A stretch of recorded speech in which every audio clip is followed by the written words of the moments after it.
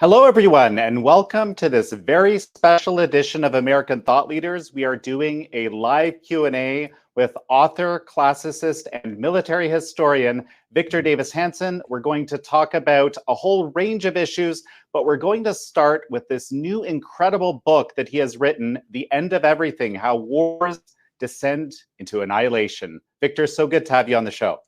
Thank you for having me on. Well, Victor, I'm going to start with something you wrote, which chilled me to the bone. It cannot happen to us. We see a recurring, universally human theme across time and space. The doomed at the brink of civilizational destruction have an attitude partly born of hubris and partly born of naivete, perhaps best summed up as, it cannot happen to us. Let's start there, Victor. Well, when one side loses a war, the typical follow-up is that they surrender either with conditions or unconditionally, and they're usually not annihilated. Even during World War II, given the existential nature of our war against Japan and Germany, both of them, upon defeat, were allowed to recalibrate. They had to change their governments, but by and large, 97% of the population survived, etc. And they're very dynamic countries today. But every once in a while in history, that doesn't happen. And I was curious to see why it didn't happen and when it didn't happen, and how very few instances. And I selected 4 of maybe 20 that are known. And in all of these cases, there was an air of disbelief that these had been very prominent countries or states or city-states or empires. And in the case of classical Thebes, it had been around for 1,100 years, Carthage for 800 plus years, it's Constantinople for almost 1,200 years, and Tenochtitlan, we don't quite know, but 300 years. And they were considered indomitable. They had very impressive defenses. The 7-gated Thebes, the mythical city of Oedipus, and Carthage's walls had never been breached. They were the largest in the ancient world on any continent at that time. And then, of course, the Theodosian walls, which are still there at Constantinople, they had never been breached in over a millennium. Even the Fourth Crusaders, who came in on the seaside, couldn't break through. And then Tenochtitlan was sort of like Venice. It had a very sophisticated method of locks and causeways that could be interrupted, so they were an island fortress. And so they felt that they were invulnerable and that they had been accustomed to preeminent places. And so when these existential occasions arose, they just felt that they could either finesse it or negotiate it or win. And they had no real idea of the threat they were in, or the degree of decline that had occurred, or the nature of the would-be conqueror outside their walls. They had no idea who Alexander the Great was, what he was capable of, or Scipio Aemilianus, or Hernan Cortez, or the Sultan Mehmet II. You know, one of the things that I found most, first of all, you take us into this incredible historical world. And for example, Carthage, I simply, didn't grasp the scope and the importance of Carthage in history, right? Like and then looking at, the Aztec Empire, the sheer difference in numbers. There were 2 things that really struck me there. One was, I think it was 1,500 to 400,000, 1,500 yes. conquistadors to 400,000 Aztec warriors. Yeah, and Hernan Cortez never, at any one time, at aggregate, he had about 2,500, but at any one time, he never had more than 1,500 conquistadors. And he was dealing with a city-state of 250,000 that could field with its surrounding allies, 100 to 150,000 easily. You know, so how, one thing that, why don't we start here, okay? Yeah. In Carthage, the Carthaginians, and there were these there were these multiple campaigns that happened with Rome and Carthage, which you argue ultimately really pissed Rome off, and they became this kind of vengeful power. And the Carthaginians at some point, they just basically kind of gave up and said, okay, we're going to do everything that you want us to do. And then the Romans came and obliterated the place to the end. And how can you even get a hint in this sort of situation that's what will happen when you think you're conceding everything? Yeah, that was the largest amphibious force that I think it had taken place since Xerxes' invasion of Greece. So there's probably 70 to 80,000 Romans landed at Utica, and they had landed on the prompt of an investigatory committee that had been sent by the Roman city to say, well, Carthage, after the Second Punic War, which had transpired over a half century earlier, paid off all their fines, their indemnities.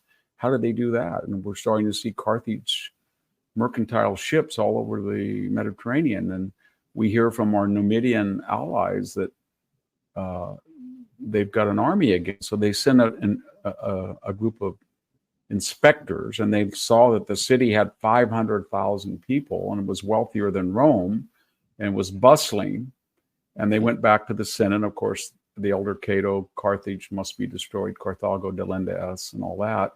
And so then they sent this huge fleet, and it gave them an ultimatum. It said, you're going to have to give up all your weaponry. You're going to have to destroy your city and move it inland 10 or 12 miles. And they were willing. It was a two-stage demand. The first stage was, of course, to give up your weapons, which they did. They went back, talked to the Carthaginian Senate, and that people were okay with that. And then they went back. They were summoned back by the two consuls. It was a consular army, the two consuls, and they were told that wasn't enough. Now they had, on second thought, they had to destroy the city and move it inland at the same distance, basically Rome was from Ostia, and they refused to do that. And at that point, they killed some of their present governors. They had a mob riot, and they picked not the famous Hasdrubal, but perhaps a relative of him.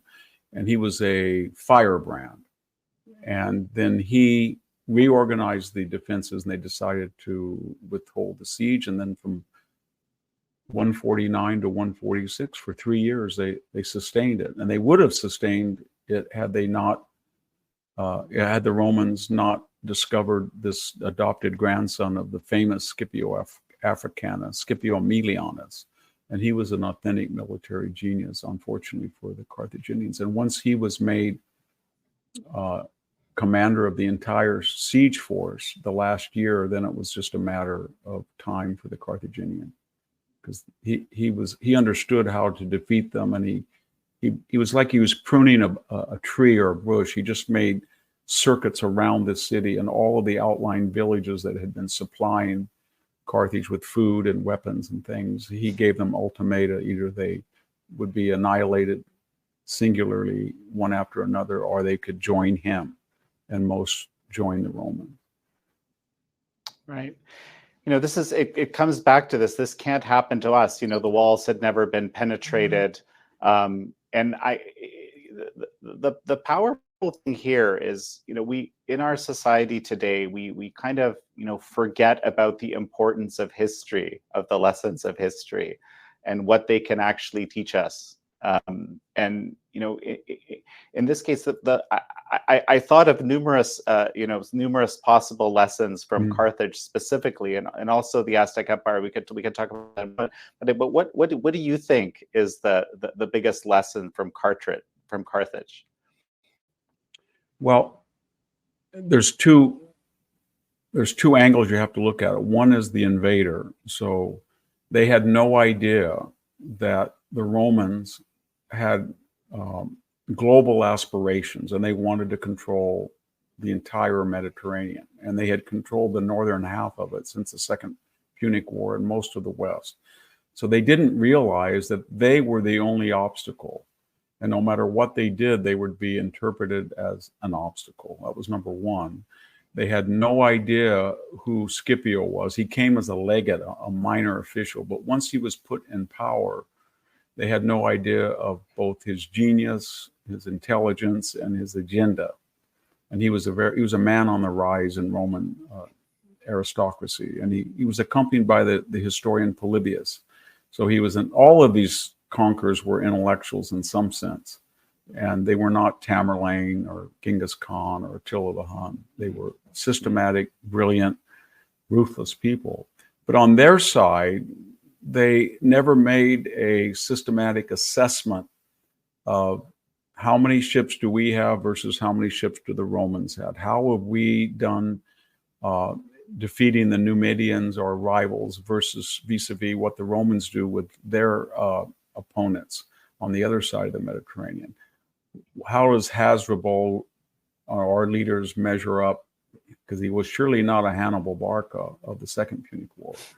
And to what degree do we have weaponry now that would be able to withstand siege? And more importantly, they never said, where are we in our 800-year history?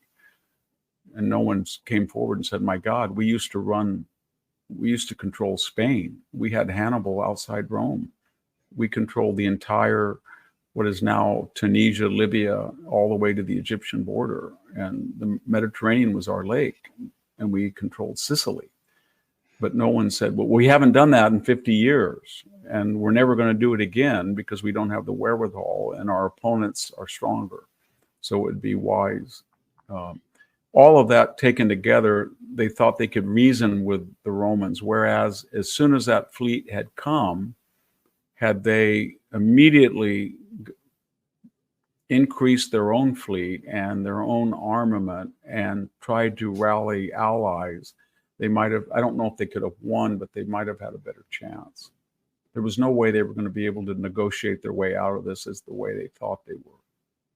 Well, the question for me is, there's this idea, right, that when you capitulate, if you say, okay, I'll agree to your, because there was no hint, from what I understand, that there was going to be part two of the demand, right? And they said, we agree to everything, and they convinced the population, we agree to everything. So now they felt, okay, so we should be good, right? Yes, well, I think the Romans came with the Senate directive. That's why they came with such a huge force. And that's why they were able to flip the people of Utica, the big port nearby, so they could land there. And so they felt that that force was there for a purpose. And that was to defeat the Carthaginians, which they felt were much weaker than the Second and First Punic War Carthaginians, which they had won. But they were tired of them. And their attitude was, every 50 to 60 years, they rearm again. And they ran wild in Italy for 19 years. And we're sick of them. And they're not part of our agenda. And we don't want to have a coexistence with them. So we're going to land this huge force, and we're going to give them an ultimatum that is going to be so kind of like Hitler to the Czech Republic, Czechoslovakia in 1939. They're going to have to disarm. And once they disarm, they thought, well, now what? Because they're still going to have this city, and as soon as we leave, they're going to rearm again. So then they had further consultations and sent envoys, and then they had a renewed demand that you're going to have to destroy the city, so you won't be able to have a navy. At least you won't be able to go into the Mediterranean if you're way inland. And they couldn't do that. And at that point, there was a riot, and they killed some of the leaders who had acquiesced to the initial demand. And they felt they had a pretty good chance to survive. They had 500,000 people. They were larger than Rome was at the time. And they were probably as wealthy as the city of Rome. And they felt they were still better at sea than Rome was. And they could rebuild their fleet, and they could rebuild catapults and armor, and they had tributary allies, etc. But they had no idea of what Rome's intentions were. All of the powers of the Roman Republic, which was quickly on the way of becoming an empire, were going to be directed at Carthage. And they never had lost a war. They'd had setbacks in Spain, they'd had specs in Gaul, but they had never lost a war. They always, kind of like Russia. Russia has terrible setbacks. It's initially incompetent, whether it's Charles the 11th or Charles the 12th, or Napoleon or Hitler, but eventually they win. And that's the way Rome was. And they didn't understand that at all. And they'd had very bad choices. They were at this point. How they got to this point was a 50-year process where they thought that they could turn themselves into a mercantile Singapore, and they wouldn't pose a threat. They would no longer be an imperial military power. But once they did that, then they quickly discovered that they had concerns or interest in North Africa that were being preyed upon by the Numidians, who were allies to the Romans. So then they had to rearm and protect their interests. And as soon as they did that, they were violating the terms of the Second Punic War peace.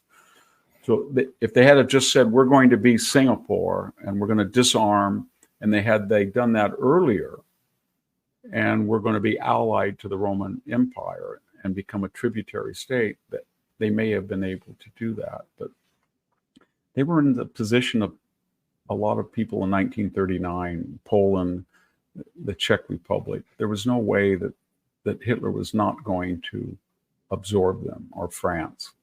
They were just seen as obstacles to a greater agenda, but they didn't understand that. And so they had not prepared themselves for that moment. They should have been rearming. If they wanted to resist, they should have been rearming and prepared to get alliances, etc., for a long time prior to that. Well, so one of the themes that comes through here, and as I said, I want to talk about the Aztec Empire in a moment, but one of the themes that comes through here is just this sense that because things have been good, or things have been, you've been effective, you've been a power, you've been successful, and you're facing some difficult odds in the distance, but you still think it's going to continue, i.e. this can't happen to us.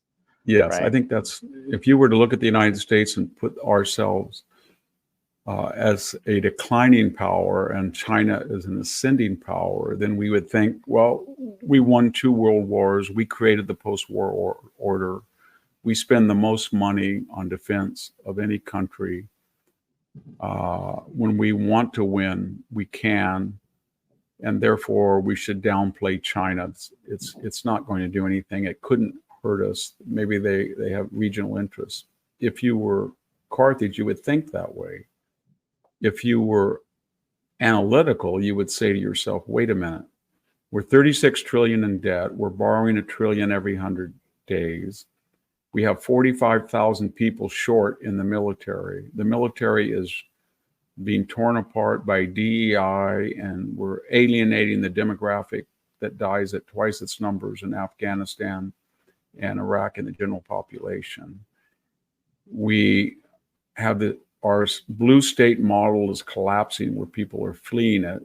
Our cities are full of crime. Our campuses are no longer preeminent, as we're seeing with these.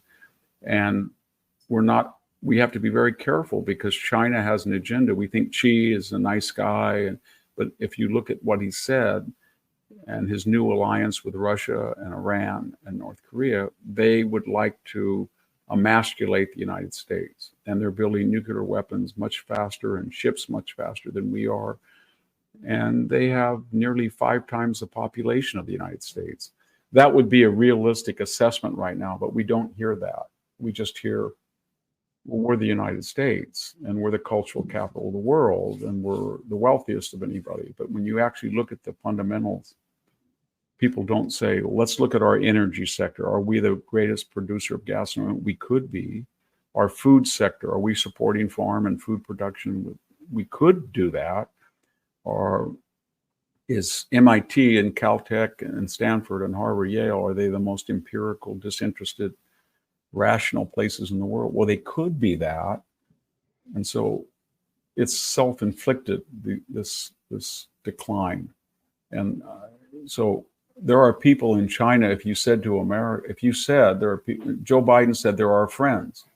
If a president said these people want to destroy us and that's their agenda, and we better rearm as fast as possible, nobody would believe that. They would think he was a warmonger or she was crazy or something. Well, yeah, and I mean that's the thing that's most fascinating to me. You know, we have Xi Jinping saying we are waging a people's war against America. I mean, it can't be any more clear than that. And it's very public, and of course, the entire Chinese public knows this because it's you kind of replayed in the propaganda, you know, mouthpiece media and so forth. But somehow we're not aware. And that's exactly the same thing with the Aztecs. When Cortez set foot in that city, Montezuma's brother said he's a killer. He's not a god. He's a killer. He bleeds. He eats. He defecates. He likes to have sex. These people, they're killers, and they're going to destroy us. And he was not listened to. And the same thing people told the emperor, and the emperor himself of Constantinople, last Byzantine emperor. He looked at the situation and he said, the Sultan is not like his father. He wants to destroy us. He feels that we're an irritant and we're in decline. And a lot of people didn't believe him.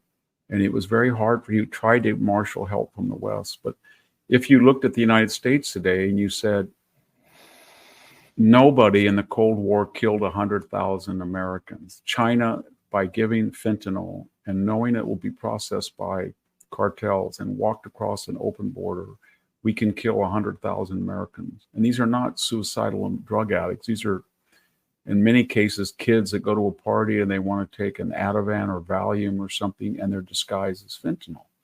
And they're killing 100,000 people.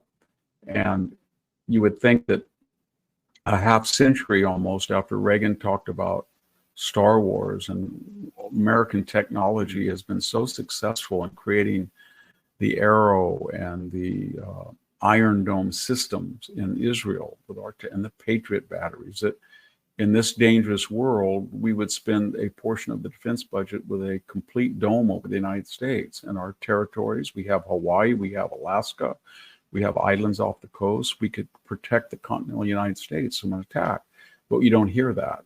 That would be provocative or a waste of money.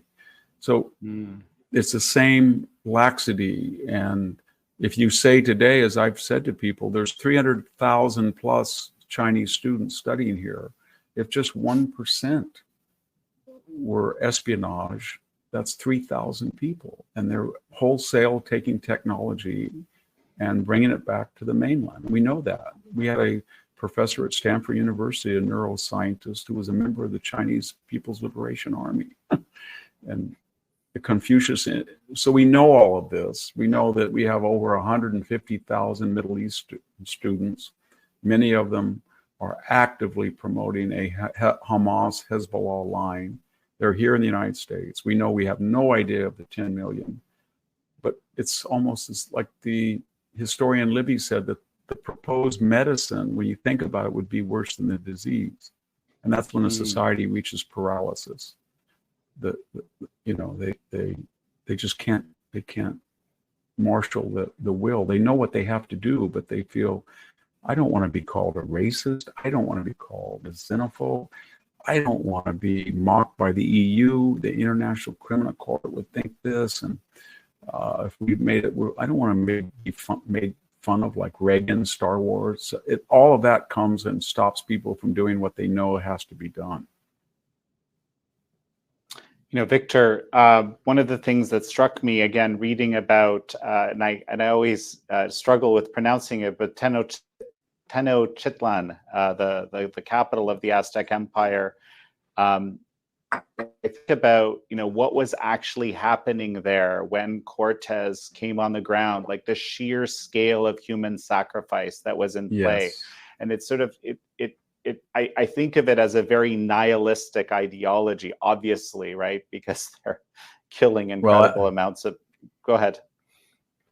It is, and I have mentioned it earlier in my career, and I never understood some of the academic and elite from Mexico who migrate here, Mexican Americans, not the rank and file, but the elite, that when you talk about them and you say there's documented evidence that they had a systematic methodology of killing anywhere from 25 to 50,000 of their allies, and tearing their hearts out and rolling them down temple major shrines and having people eat them, they get very angry. And you would say, well, you're the ancestors of the Tlaxcalans, more likely than, because the Aztecs were eliminated. The Tlaxcalans were really, they outdid the Spanish in killing them.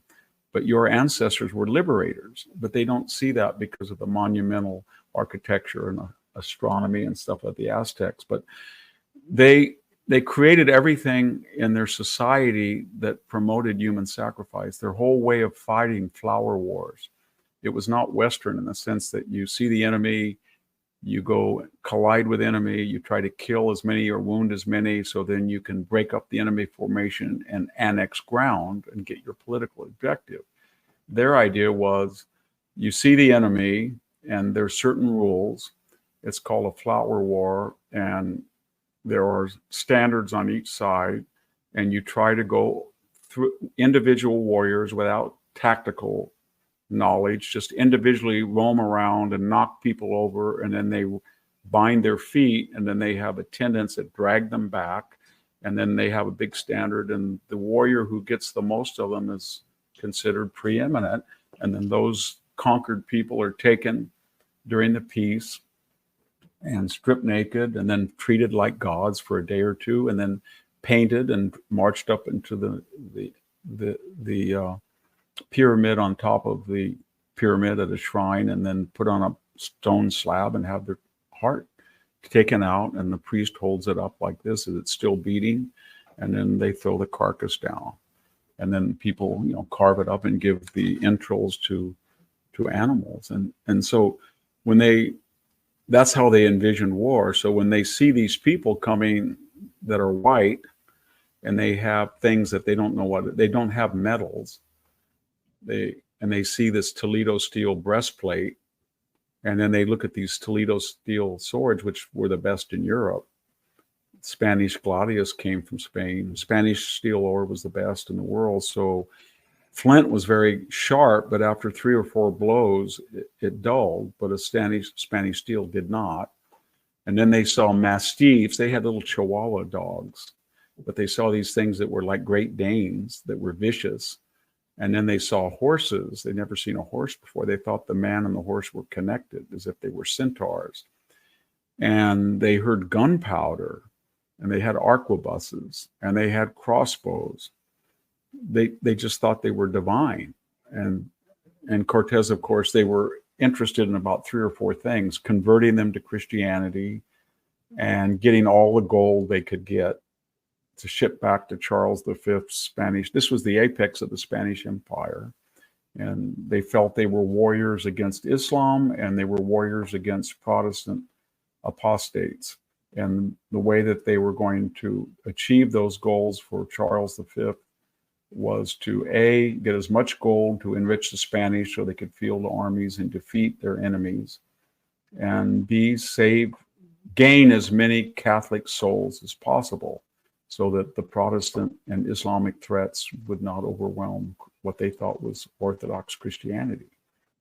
And so the poor Aztecs, when they started to talk to them, they thought they were at first gods, and then they let them in the city. They treated them like kings.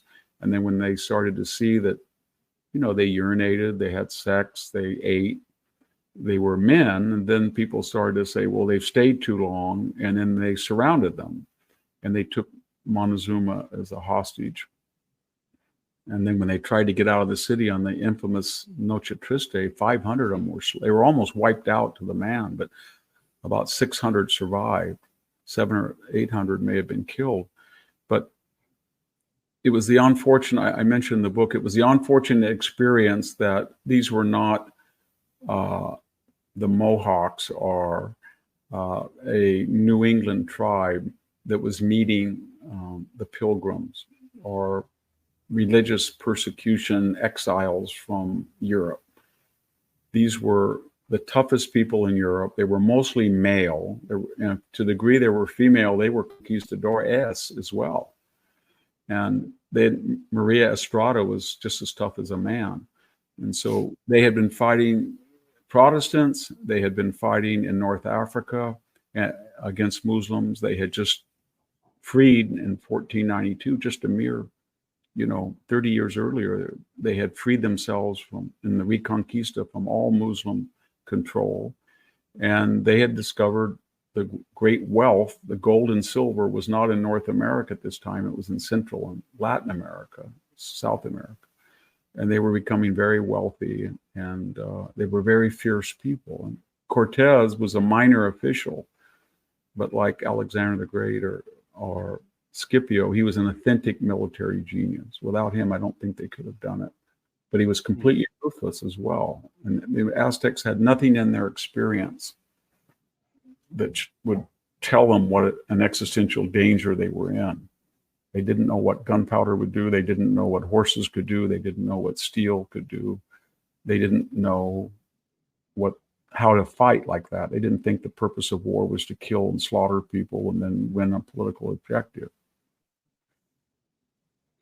What's fascinating about this, Victor, you're just making me think. You were mentioning China earlier, and I was thinking about the method, the means of war fighting, the whole sort of Chinese approach, and they were very, very effective during the Cultural Revolution of getting rid of all sorts of vestiges of traditional culture. But the warfare culture, they didn't get rid of. They actually learned from that. And a lot of that is winning war without firing a shot. How do you do that? And I wonder to myself if, despite America being aware that there's, something like economic warfare being waged, something like this drug war that you mentioned earlier being waged, all these different hybrid, asymmetrical, unconventional warfare tactics being used, but we still kind of don't get it because we still imagine it's like, it's the old way. It's what we think of like it's the military, maybe in a very similar way, like the Aztecs didn't understand, despite seeing these things, that really what they were capable of. Well, Cortez was very brilliant. He, on the one hand, showed them gunpowder and lances, and he had a complete fanatic. Pedro Alvarado was one of the great conquistadors of the world. What mounted men with lances could do. I mean, a Toledo blade in the hand of a conquistador, you could cut a man in half with one swipe. And a Mastiff dog was a huge, vicious dog, and they had a lot of them. And they had some of the best crossbow shooters in the world. So he showed them how difficult it would be, even to defeat a small number like this. But at the same time, he was passive aggressive. He said, we want to live with you. All we need is some gold. And by the way, I wish you wouldn't make salsa out of human blood, and don't wear the skins of people. This is against Christ. And so they got mixed messages. And it is an apt description of the Chinese, because on the one hand, they've got 1/3 people almost over here to appropriate technology and learn about American technology, law, medicine, our military academies. It's the whole effort is to Xerox it, but it's never packaged that way. This is a sign of friendship, and we're worried that our PhDs will stay in America, et cetera, et cetera. And then at the same time, they've got Confucius Institutes, or they had until recently, that are actively recruiting Chinese communist former citizens or residents here in the United States to work with them. The COVID thing, they were using gain-of-function research. It probably went wild, but they got a lot of help from the United States. They said, well, we want to come to you, and I know it's against the law in the United States. If you give us instrumentation and expertise and some money at our lab, then you can share in the results. That lab very soon was under the control of the People's Liberation Army. And I think it was an accidental escape, but I think much of the impetus for that COVID-19 virus was military as a bioweapon. And as I said, right near where I live, 12 miles away in Reedley, California. They found basically a lab full of all sorts of dangerous Chinese pathogens from, bizarre things like chlamydia and malaria and COVID and even HIV that were just scattered all over by a person with connections to the Chinese government. But if you tell people that, then they say, well, he's not, he always smiles, and we have all these Chinese students here, and the more they get to know Americans, we're corrupting them in a sense. They don't want to go back, and they're very naive about the threat. And when we started to issue warnings about COVID, they had some of the most sophisticated propaganda.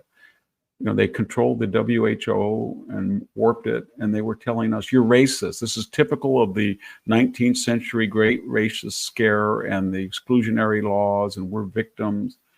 And no, we don't have 1 million people in camps, as you accuse us of, the Uyghurs. And no, we don't go after religious groups. And how dare you do that?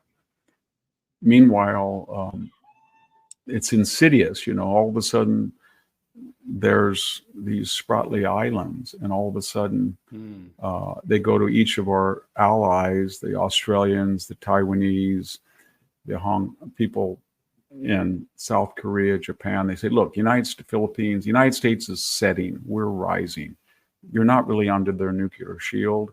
You'd be much better. We're not asking to be allies. We're just asking you to be fair. And they're trying to undermine our alliances. At the same time, they're dumping product. They violate copyright laws. They violate patents. And they always say, well, we're just catching up. We're friends. We're just being taught by you to be good members of the community. And the whole purpose of all this is at one point, then suddenly to say, we're your enemies. And this is the new world order. And this is what we're going to do with Taiwan. And this is what we're going to do with Japan. And this is what we're going to do internationally with everything from, the Panama Canal to your access to the South China Sea. And nobody believes this. It wouldn't happen here. And I do believe that if they had nuclear superiority right now, they would use it, according to their doctrine. They're an autocratic government like Iran, and they do have existentialist ambitions to destroy other rivals like Rome did. But we're very naive about it. No, absolutely. And, I want to make sure, just for the benefit of our viewers here, we're going to cover some other very contemporary things. For example, we're going to talk about these protests in a little bit that are on campuses and, which direction they're going. What do they actually mean? We're going to talk about that with Victor. We're going to talk about these Trump trials, which are actually taking different directions. Before we go there, I want to talk a little bit more about something you discuss in the book. And at the end, in your epilogue, you talk about the nuclear bluster that's happening. That's the first thing with, and what does that really mean? And the second part really is, it struck me that there's probably at least one or two examples of actual engagements right now that could possibly end horrifically in a kind of an annihilation-like situation. And I want to see if you're seeing that as well, or am I going crazy here? Well, we know that for the last 20 years, Iran has leveled threats to Israel. Mr. Rafsanjani purportedly, he's denied it, but it's on the record, said that Israel was a one-bomb state. The logic being that they appreciated that half the world's observant Jews, probably most of the observant Jews, are in Israel. And that made it easier to destroy with 1 or 2 nuclear weapons. Very densely populated, 11 million. And while they are trying to get a bomber, if they do not have one already, they have unleashed, kind of like China, clients. So they've got Hezbollah, the Houthis, Hamas, and their job is to destroy the morale of the Israelis, keep them all in a garrison state. And now for the first time, Iran has attacked the homeland of Israel. And we forget that those 320 cruise, ballistic, and drone projectiles were the largest ever seen in one time since World War II. It's still the largest drone attack. And so at any time they become nuclear, 99% of that armada didn't make it, but 6 did. They were, many of them were destroyed on launch, many of them in the air. That's kind of worrisome for Iran, because if they were nuclear tipped, they might have blown up in their own launch pads or on the way through Jordan or Saudi Arabia. But 6 got through. If they had been nuclear, they would have done a lot of damage and maybe destroyed Israel. And at the same time this is going on, we've had about 18 or 19 incidents where members of the Russian media, members of the Russian military, members of Mr. Putin himself have said that Ukraine doesn't exist. It's a bastard child of the breakup of the Soviet Union, of the former Soviet Union. It belongs back in the Russian Federation. They can speak, it's part, we're going to take over the areas that are majority Russian speaking, but it doesn't exist. And if the West keeps trying to take it away from us and put it on our border as an armed Western power, we're going to use nuclear weapons to stop it. And everybody said, oh, don't fall for that bluster. Well, 99% of those blusters are false, but you don't know what the 1% is. And when you make 100 of them, it's going to happen. At the same time, one of the most curious facts is Recep Erdogan in Turkey, who's now really not so much a NATO member as a belligerent. He said to the Athenians, you're going to wake up one morning and you're going to see our new Turkish missile fill the skies of Athens and blow you up. And this was in relation to 8 ancient islands off the Turkish coast that have always, for eternity, been Greek. Rhodes, Samos, Lesbos, and he thinks they belong to him. He's also said to the Armenians and at Karabakh, they just ethnically cleansed 200,000 of them last year. And he said that Azerbaijan, a Turkish-speaking ally, has to get rid of all of them, and that the Armenian people themselves have a solution. And the solution, in his view, is their grandfathers, quote, our grandfather's solution, which we know what that was.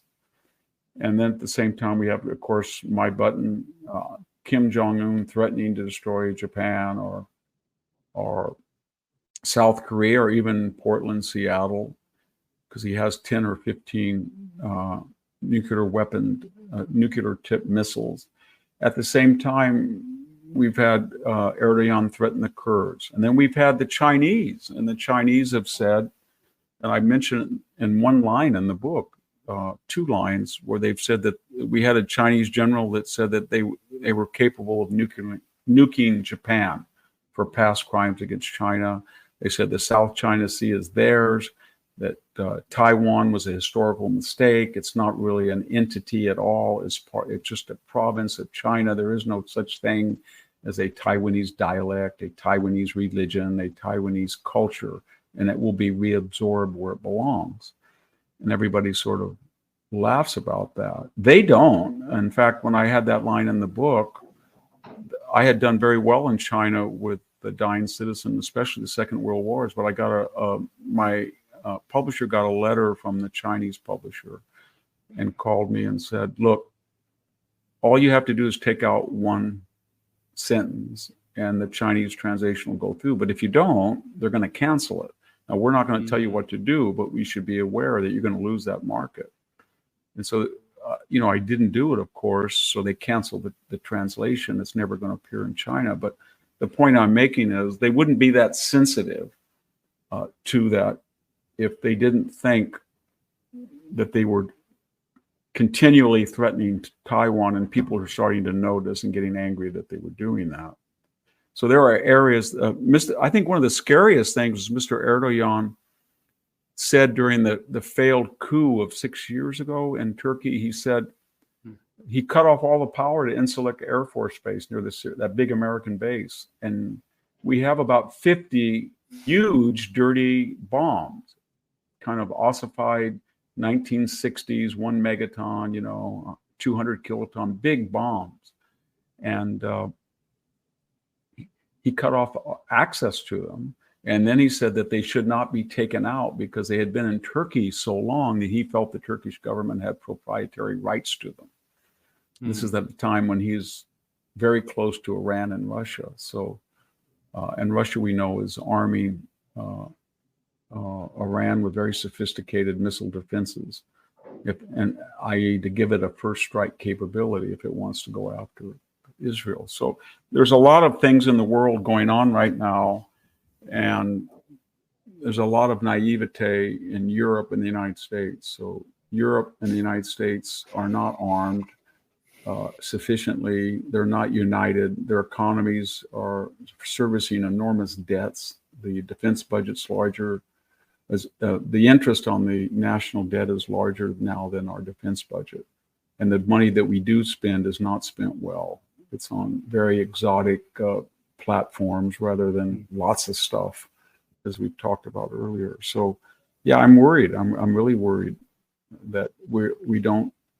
And then when we do say, there were people in Carthage and in Constantinople who got very angry when the Constantine or Hasdrubal, or in Thebes as well, when they said, you've got to be very careful. These people are killers and we're not properly prepared. And they said, well, you want to cause a war? Is that what you want to do? And no, we can talk to them. We can deal with them. That's the same thing about the United States. When you talk about, let's put a missile defense, people say, oh, that would be so provocative. The Chinese would consider that an act of war. Or if we expelled, half of the Chinese students said, that's too many here. We can't follow you. Oh, that's racist. So we are like these ancient societies and less ancient, paralyzed by our own fears and inaction. Well, Victor, this is, it's kind of a dark vision right now. And actually I'm getting our producers to collect different questions from the audience for our live Q&A. I don't want to be so selfish as to, keep all the questions to myself. And we'll cover these other topics through these questions that we were just discussing. So let's start here. We've got Avowed Artist. Avowed Artist asks, Trump has stated that if reelected, the U.S. will have the largest deportation of illegals in American history. Will this actually be doable? How would it be executed? Well, that was misinterpreted because he was referring to the 10 million who had come under Biden's watch. The other problem of perhaps 20 million who now have been here for a number of years. When he was president, he said, prior to this influx, he said, we're going to stop this by building a wall and stopping catch and release and forcing Mexico to cooperate by threatening them economically with either sanctions or remittances we're going to tax, et cetera, et cetera. But we will deal on a case-by-case basis with the illegal aliens that are already here. Now, this is prior to 2021, i.e., have they committed a felony? Are they employed? Are they work? So the people who were working were crime-free and had no criminal record. Trump was willing to give them a green card. But the next 10 million who just came in on the open border, I think he will deport them. And what would that's not as hard as it is. You don't go around in a van looking for them. You just notify state and federal agencies, and you can do that. You can say to the 600 sanctuary cities jurisdictions, if you want to shield illegal aliens, that's fine, but you're not going to get any federal funds. It's just not going to happen. Traffic funds, law enforcement aid, etc. And that would we're not going to allow neo-Confederate 1850 nullification of federal law. And then he could just say, anytime somebody comes in contact with an agency and it turns out he just arrived here within the last 3 years, we're going to deport them. And if we have a wall and we have no catch and release, and we tell Mr. Obrador, you're not going to let them come up to the wall again, because if you do, we're going to tax the 60 billion you receive from remittances at 20%, let's say. In other words, we might want $12 billion from you to use for our own border defense, make the wall pay for itself, so to speak. He can do that. And I can tell you, as someone who lives in an area where it's been flooded by illegal aliens, when you go to the supermarket and you see somebody who does not speak a word of English, a word, and in some cases does not speak Spanish if they're from Oaxaca or Michoacan, or if you see some from China, or you see somebody from Nigeria, or you see somebody from Somalia, you can tell very quickly. And and they have to register, you see, because they want free housing, free education, free food shelter. So they come to authorities. And all you have to say is that unfortunately for you, you had the wrong idea. The prior administration was culpable and didn't enforce the law. It was a nullification administration. We're going to follow the law. We have nothing against you, but we suggest you go back home and try it again legally. All right, we have NPH. Victor, would you please be so brave as to publish an official VDH Western Civilization canon, i.e. required reading for classical literacy from the ancient Greeks forward? Well, there is a project, thank God, in association with Hillsdale College and Encounter Books. Larry Arndt and Roger Kimball are doing an entire series on Western civilization textbooks from the beginning of the Greeks to the modern era, with workbooks and the type of study aids you're talking about, as a textbook for high schools and early first and second year college students. And it's got various names, but it's got names like Alan Guelzo, the great Civil War historian, and it's got Harvard scholars and Wilfred Maclay, who did Land of Hope on his history. So they've got a very good team, and that's going to come out within a year. I've already looked at some of the proofs and proofread them for Encounter, and they're Jim Hankins has got the earlier part. It's very well written. So I think there's going to be access to the questionnaire. She's going to be able to find what she needs in that text. Excellent. I'll be looking forward to that. Yeah. Hugh J. Riley, who is the greatest threat to the Republic, foreign enemies or domestic enemies? Wow. The greatest threat is, I see it as a bi-coastal degreed, somebody with an advanced graduate degree in the media, in high tech, or in government, who has utopian impulses and feels that they are morally or intellectually superior to the rest of us, and therefore any mechanisms are permissible to reach their dream. And what do I mean? Who would that be?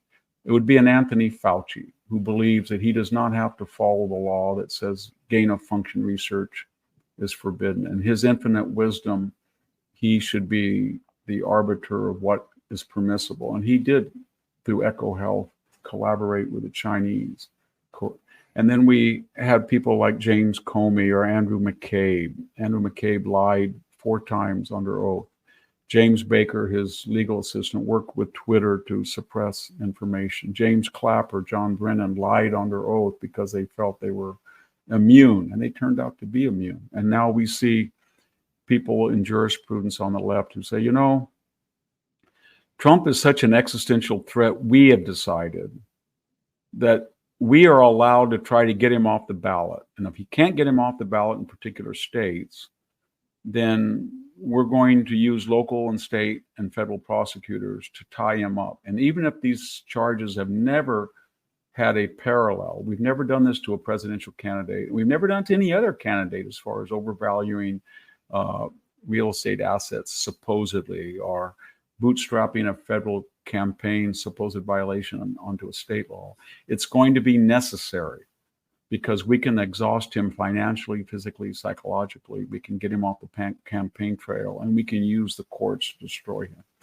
And that this would also apply to the economy, to the military.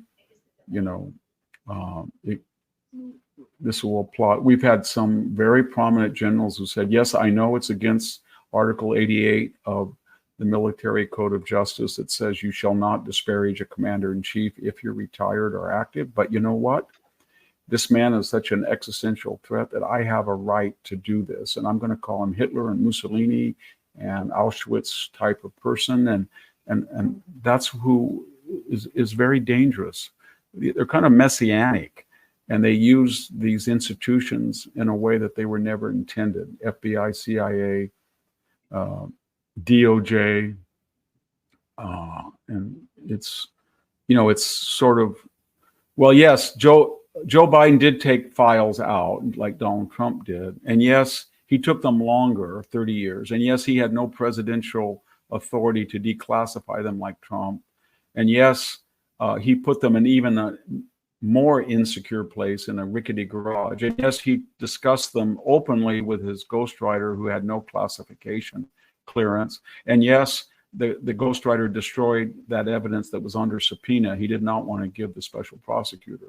And yes, after all of that was true, the special prosecutor said he violated the law. However, the special prosecutor said that he was of such mental decline that a jury would be sympathetic to his plight and would not convict him of the charges we think he's guilty of, and therefore we're not going to charge him.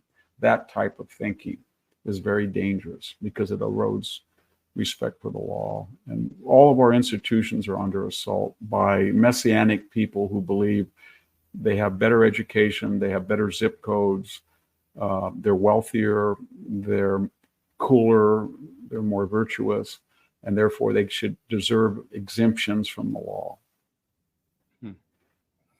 And what about the foreign side?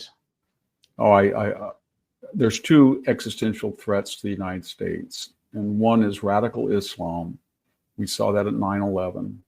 And we've done pretty well abroad to nullify it, despite the debacles in Iraq and Afghanistan. We did get rid of ISIS.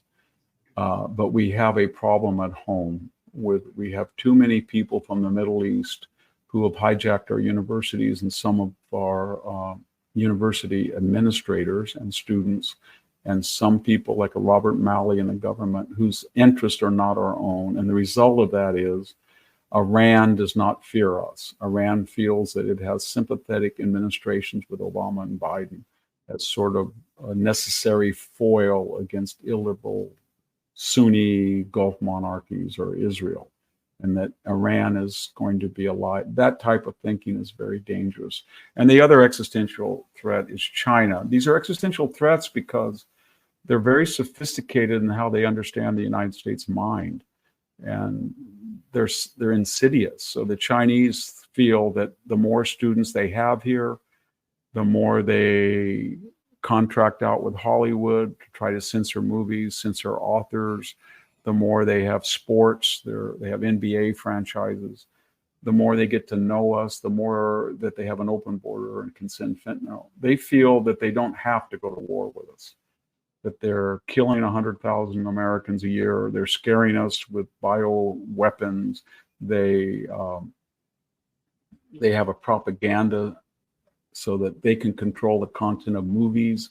They can control if somebody, NBA sports figure says, China's crooked, or they'll just kick him out of the Final Four or something. They feel they have that clout within America, and they're doing it increasingly. And when somebody gets caught openly, they don't care. And of course, it's all asymmetrical. If there were 400,000 Americans at Chinese universities and they were rioting, they would be shot. Or if they were appropriating Chinese technology, they would be shot. Or if they were trying to tell Chinese companies or film or determine the content of Chinese writers, they would be deported immediately. So it's so asymmetrical. Well, it's very interesting that you say that. I was just reading in this new filing regarding the lawsuit suing against the TikTok divestiture legislation that effectively the China or the CCP won't allow it. I mean, that's how I read it anyway. But that's another discussion. Yeah. Victor, Glenn Cryfield asks, What does VDH tell his family to do? What practical solutions does he have? You know, and I think the context of this is the kind of dark picture that we've been painting here. Well, I tell them to be proactive first, because I believe you have to work within the system. So you can't just be go to a monastery, whether that's a physical monastery or it's a monastery of your mind. I know so many people who say, "Hey, Victor, I moved to Tennessee. I couldn't take California anymore." And you know what? I haven't seen a Hollywood movie in 10 years. I homeschool my kids. I wrote off the public school, and I could care less what Stanford or Harvard do. And I don't buy Disney stuff, but that's what they want to do. That's their business. And, I don't watch the NBA. I don't watch the Tonys. I don't watch the Grammys. I don't watch the Oscars. I checked out. I can't stand the Kardashians. I'm just out. I can understand that. I feel the same way. But that's not enough, because what you're doing is you're ceding all of these institutions that doesn't belong to the left to the left. Who said the left gets to control Hollywood and the Oscars? Who gets to say that the NBA under Michael Jordan had 30 million viewers and now they have 4 million at the playoff time? Who says that they get to do that? Who says that Stanford, who was founded by all of these classic liberals, gets to be controlled by Jacobins, or Harvard? And so I think that we're making a big mistake by ceding the public schools, the corporate boardroom, Silicon Valley, the universities, K through 12, all of the foundations to the left. We need to fight for them and not just become hermits or isolationists. And then I tell them, you have to vote. You have to give money to, according to your station, to candidates. You have to speak up among your friends. You've got to be an active citizen to stop the madness. But then you have to protect yourself, because we can fail. And so I always try to tell them, you have to monitor what they're teaching your children. I tell my own children that. Be careful. If you think they're in the Santa Cruz school system and they're getting an ideology, let's get them out. If you think Santa Cruz is lost and you can't fight it, maybe you can be more effective, say, from the foothills of the Sierra Nevada. But you don't just isolate, but you have to take care of yourself. And I try to tell people to be very vigilant. And when I walk on the Stanford campus from my apartment to my office, I just have it in my mind that when I go by the Gaza camp or the demonstrations, that I'm very alert, because I think these people are capable of anything. When I write something, I understand that Stanford Faculty Senate, who asked Neil Ferguson and Scott Atlas and I to appear and were trying to censor us for our free expression, I expect them to do that anytime. I expect it all the time. So I don't ever want to get into a situation where I say, "Oh, I can't believe this is happening to me." You want to be proactive, and you want to be aware, and you've got to have a reply, and you have to be preemptive. You have to have an idea of what are you going to do. So I always sit down with my wife and I say, "Okay, we do podcasts. I write columns. We have a new Twitter account. I write articles for journals. I have a paywall and a private subscription to the website. I have my job at the Hoover Institution. I write books. And this year, one of those is going to dry up. They're either going to go bankrupt, or I'm going to be given ultimata that I can't sign. So we have to have a backup. And that has been almost absolutely true. Or this magazine will go completely crazy and I won't be able to write for it. Or this one will make demands and censorship. And so I think everybody has to have that attitude, and I do. So almost every year I say to myself, what new avenue can I explore? Because I expect that, I've had a podcast that was associated with Hoover, and I couldn't maintain it because they asked me, there were certain parameters of which I couldn't operate under. Same thing with National Review. So but you have to see that as an opportunity, not get angry and fight with them. Just say, you know what, maybe this is a good idea. but you always, so everybody remember that if you're going to be independent and autonomous and speaking, protect yourself, and always think of how you can protect your family and everything when the unexpected comes, because it will come. If you had told me 5 years ago, somebody in the faculty senate at Stanford University would say I was on Tucker Carlson and had said things he didn't agree with and they were inflammatory, and the next thing I knew, I had a whole transcript of all my appearances that I had to go through word by word and then go before, and people would attack you in the Stanford Daily, I wouldn't have believed it. But it happened. It happened to Scott Atlas. It happened to Neil Ferguson. It happened to me. And so you have to be aware of that's going to happen. You have to be aware that when you question this dogma, DEI or what it woke or the hard left or climate change, these people don't take prisoners, and they have mechanisms to try to hurt you, and you can't let them hurt you. That's my advice. So I'm going to jump to the next question, but just to my producers, I want to remind, if we can queue up near the top a question about the Trump trials, another question about the campus protests. This is something we promised our audiences, and there's a lot of good questions in here. So Lynn Murray asks, why is the GOP pushing election? Now she's calling it rig tactics such as bank your vote and early voting, which could cause Trump to lose in November 2024. So, there's a whole number of assumptions in here that you may want to dig into. Well, in 2020, during that year, March, April, May, June, there was a systematic effort funded by foundations, the Soros people, the Tides Foundation, called voter integrity. But under the veneer of COVID, they went to the state legislatures in key swing states, Arizona, Georgia, North Carolina, Nevada, Wisconsin, and Pennsylvania. And they were able, in most cases, to change the voting laws by either suing that it would be impossible to enforce the existing laws because of COVID, or because it was racist, or it was discriminatory. And what do I mean by changing the voting law? You can mail in a ballot and it can arrive 10 days late. You can mail in a ballot, it can only have your first name and not the last. You can mail in the ballot that had an improper address. You can mail in a ballot that didn't match the registrar's list. You can have somebody come to your home as a third party and harvest your ballot, call you up and say, are you registered? And under same day registration, I can register you.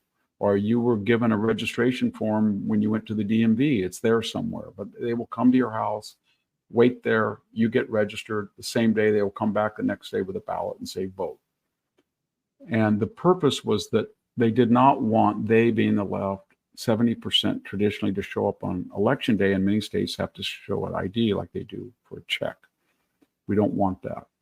And the Trump administration was very naive, and the RNC was very poorly led, and they allowed that to happen. This time around, they are saying, we're going to stop that. We're going to try to get as many states as we can to stop ballot harvesting, ballot curing. So these ballots that are invalid, you can call up the particular candidate and say, look, this guy voted for you, but he didn't have the right name. You have 24 hours to contact him and straighten out the ballot, things like that. And missing ballots and automatic mailing ballots to everybody has a house, and your kid's been out of college for 5 years and suddenly the ballot arrives in the mail.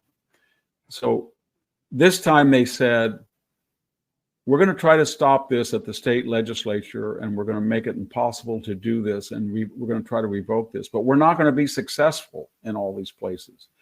And until we are successful, we're going to do exactly what they do.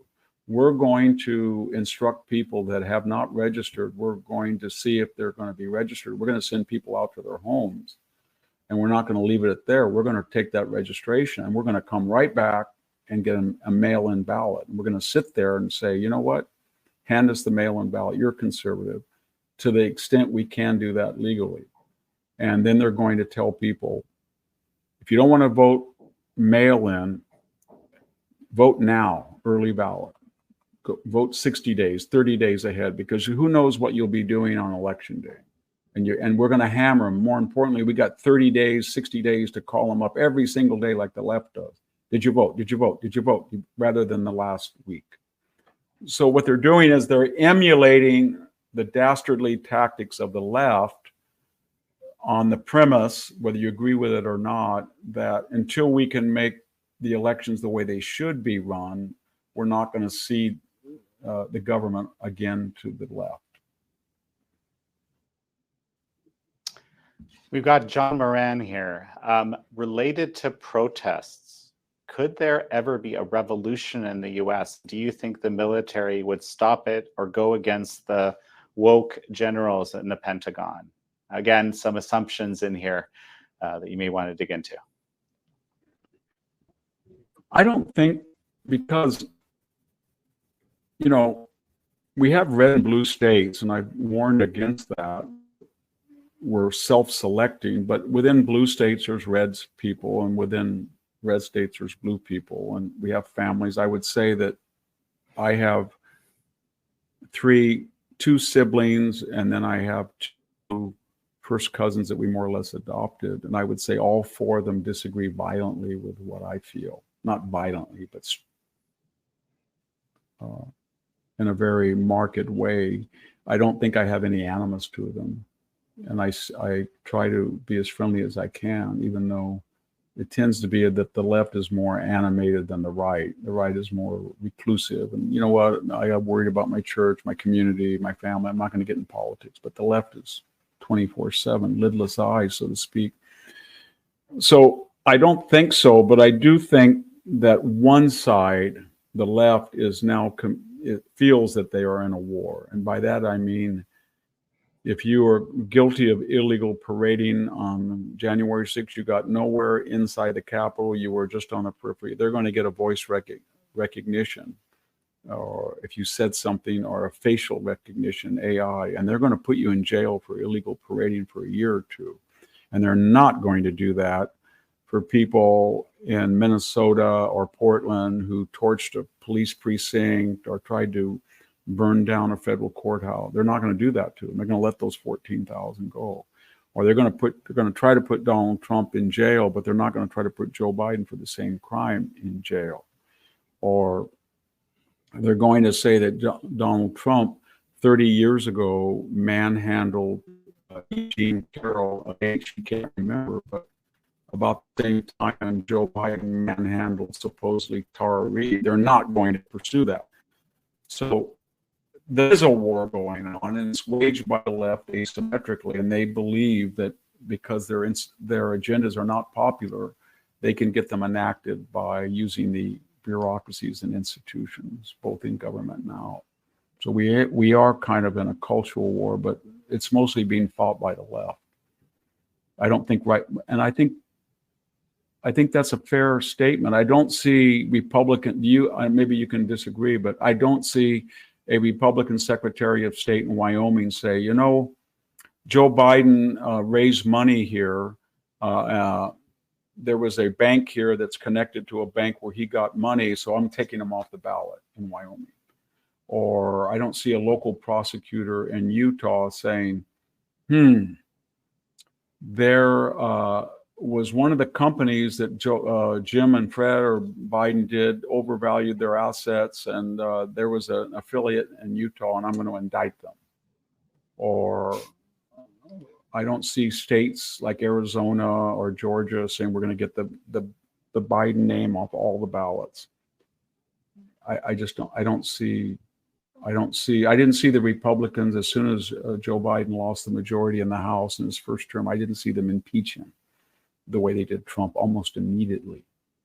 And I don't see generals right now coming out of the woodwork, retired generals, and saying, you know what, given what Joe Biden did in Afghanistan when he left $50 billion to terrorists and he got 13 people killed because of crazy rules and he allowed us to be spied on for 14 days, given all that, he's Mussolini. He's a nonce. I don't see any of that.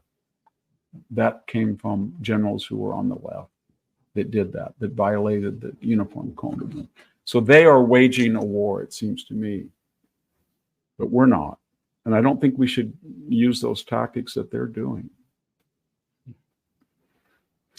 So Victor, Chansey 661 paints a scenario. She says, President Trump wins the election and the House, and Congress does not certify him. What do you see happening?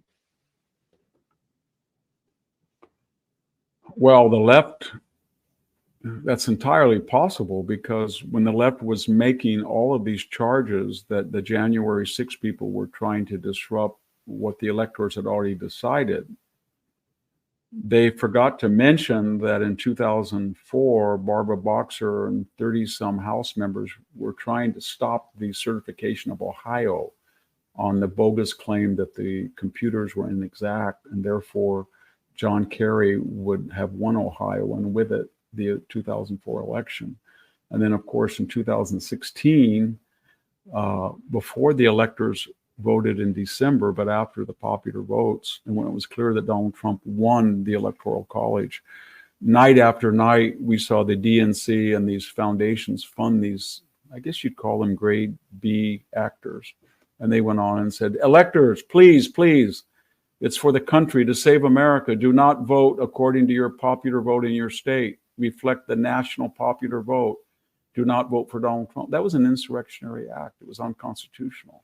And the left tried to do that. Had they been successful and had false or faithless, I guess we call them faithless electors, they would have won the election for Hillary.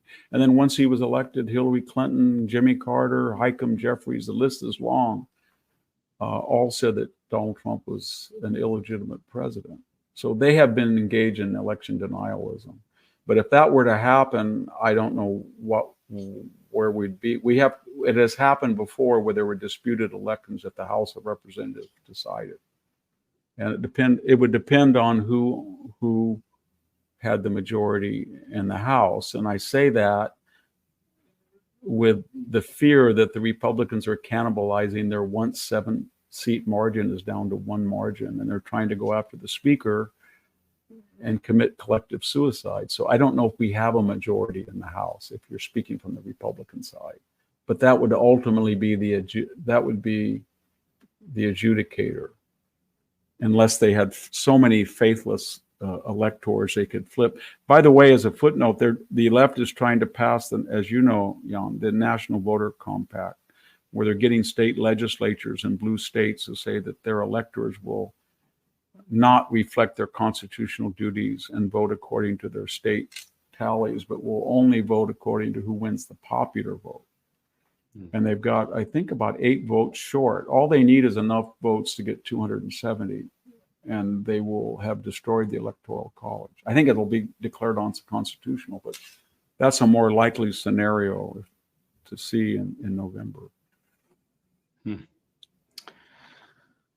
Victor, jumping to the campus protests, an interesting question from Grazier. Is there any common cause from MAGA to find with the campus protesters? Yeah, is there any common cause between MAGA and the campus protesters? You mean, should there be, or do you see hope that there is? It's not. I don't think it's about hope. I think it has to do with, what unites them. Is there anything that unites them? Well, in theory, I don't know how many are outside. We were told that of the people who were arrested, 50 or 60% of them are not U.S. citizens and not enrolled in campus. So there's not much there. We have a lot of Middle Eastern students who have a very different agenda than ours. They want to see Israel destroyed and Hamas in control of Gaza and radical Islamic, anti-American, anti-Western governments. And they feel that they're coming to the United States to gain the expertise in the West, the technology, the wherewithal to further that agenda. And they have nothing in common with us. As far as the students, I think a lot of them are naive, and that the proof of the pudding is in the eating. If you go to a campus and you ask them, as I have, a series of questions: river to the sea, tell me what it means; intifada, tell me what it means; what's the Yom Kippur War; what's the Six-Day War; what's the Green Line? They have no idea. I'm not exaggerating. So I don't know. I have a lot in common with them. They're fellow Americans. They mean well, but they are useful idiots. You know, one thing that jumps to my mind is this video of protesters and counter-protesters basically chanting things against the current administration. But I mean, it's kind of a bizarre video, actually. Yeah, I've seen it. I've seen it. And that shows you what happens when you're a weak leader and you try to please both sides when one side is more culpable than the other. So we have, you know, Guy Fawkes, V. Fawkes.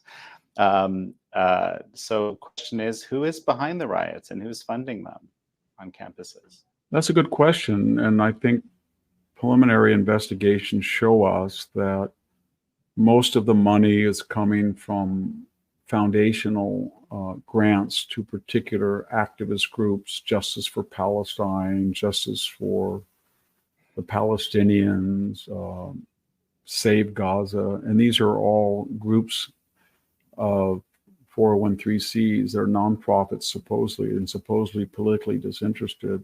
And then very wealthy people in the United States on the left give money to them.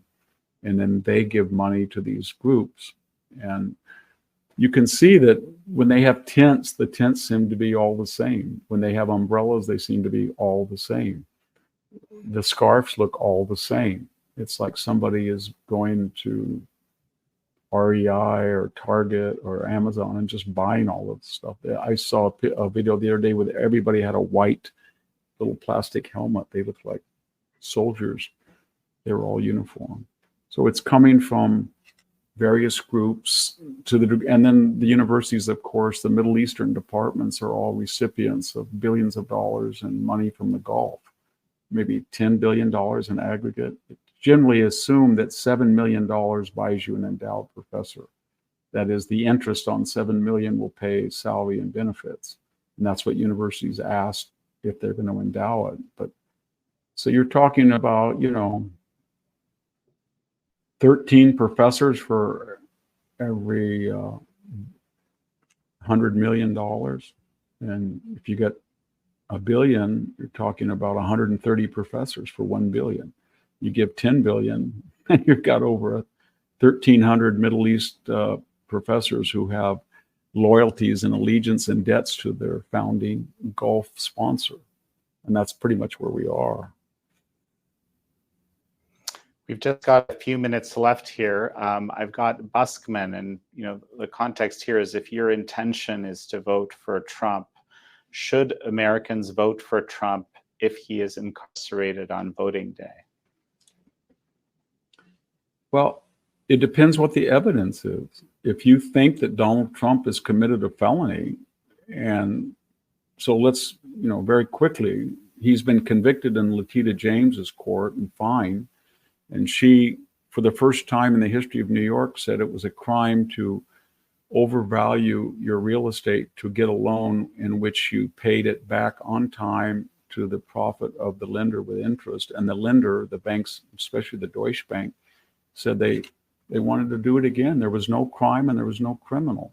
And the valuation of Mar-a-Lago was probably accurate. So I don't think that if that civil suit that's going to bankrupt was valid. If you're E. Jean Carroll, the suit about sexual harassment, it was only tried because a anti-Trump legislator waived the statute of limitations. She couldn't remember the year, 1995, 96, 97. She said she could remember because she had a designer dress. A designer dress didn't exist at the time. In fact, the whole scenario of the Bergendorf clothing store was identical to an episode of Law and Order, almost to the T. So I don't think I would hold it against him for that ruling. Now he's facing a criminal charge. I don't think it's a crime, though, to have a non-disclosure form. And the federal attorneys who looked at that said it was not a campaign violation. And if it were, if Donald Trump had said these were not legal expenses, they were campaign donations, they would have got him on that, because that's exactly what Hillary Clinton, she was fined over $100,000 for hiring Christopher Steele through 3 paywalls. And then she said that that was a campaign expense. And they said it wasn't. And it wasn't a legal expense. It wasn't a campaign expense. And they fined her for it. They didn't put her in jail. So I don't think that even if he were to be guilty, it's so political. That leaves Jack Smith. So if he gets convicted of that, then we've just found out that that Jack Smith lied. His office lied and said that the pictures and photos of the so-called classified files that the FBI got were in the same order that Trump had given them. Now we realize they reordered them to make them look sloppy. And they lied about that.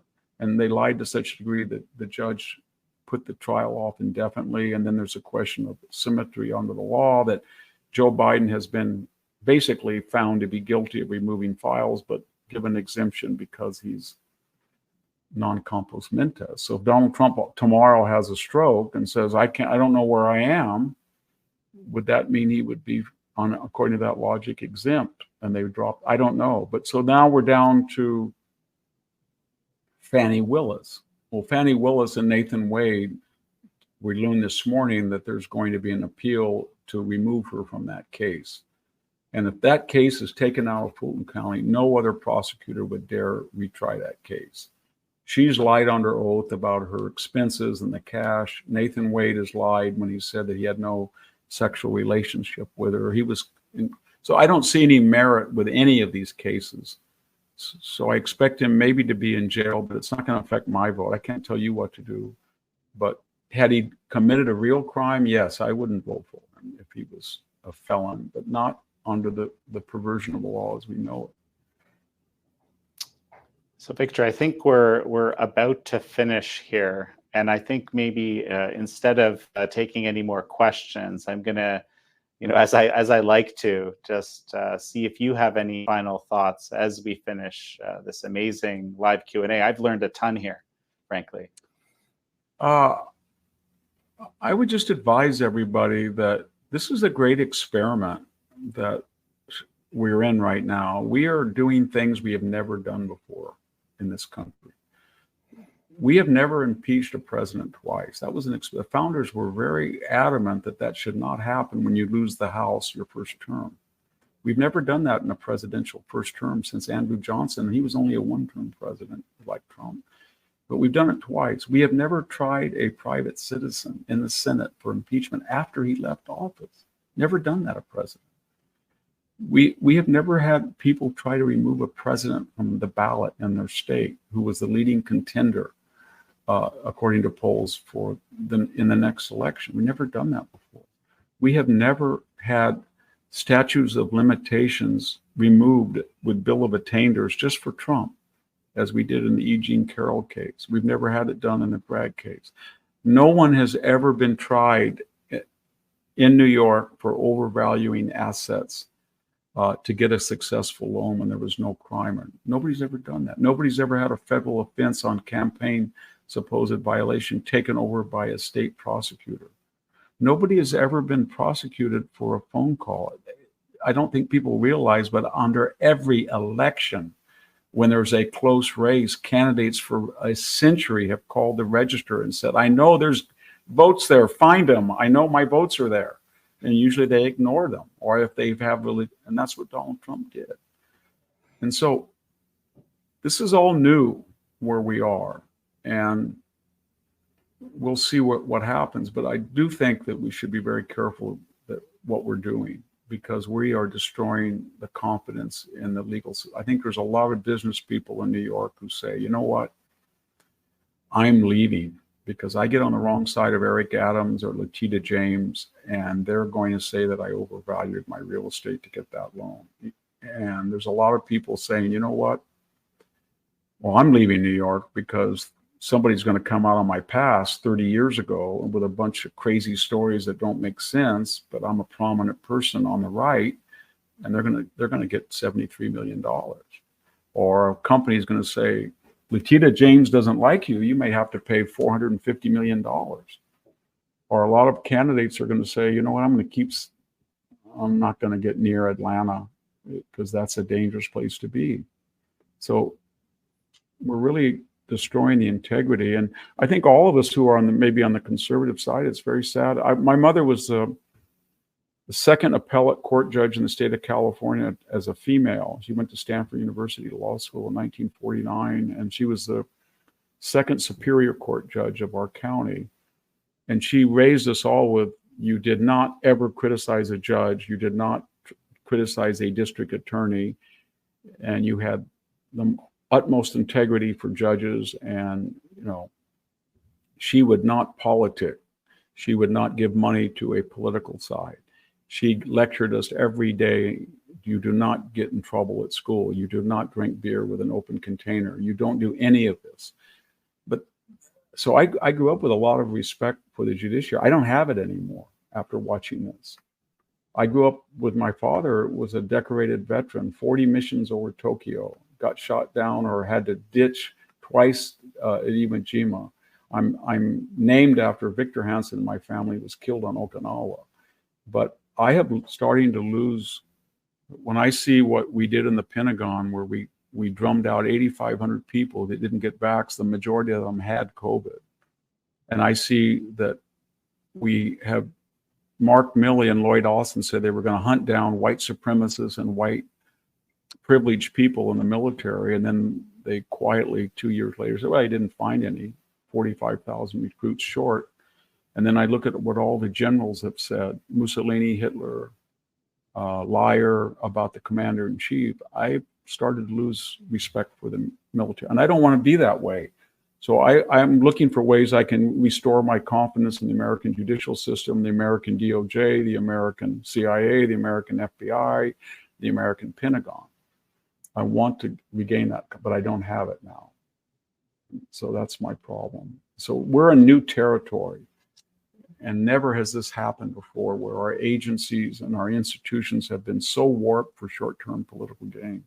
And the irony of it is that the people who are doing this say that democracy dies in darkness. And they've created a whole vocabulary of irredeemable, deplorable, chumps, dregs, clingers, ultra-MAGA, semi-fascists for the people that they're attacking.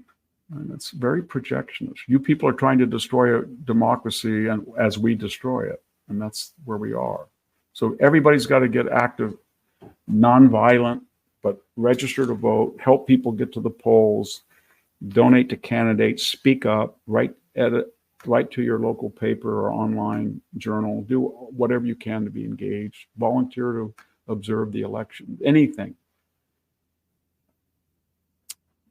Well, that's enough of sermonizing. Well, Victor Davis Hanson, it's such a pleasure to have had you on the show again. Well, thank you for having me. Thanks, everybody, for listening.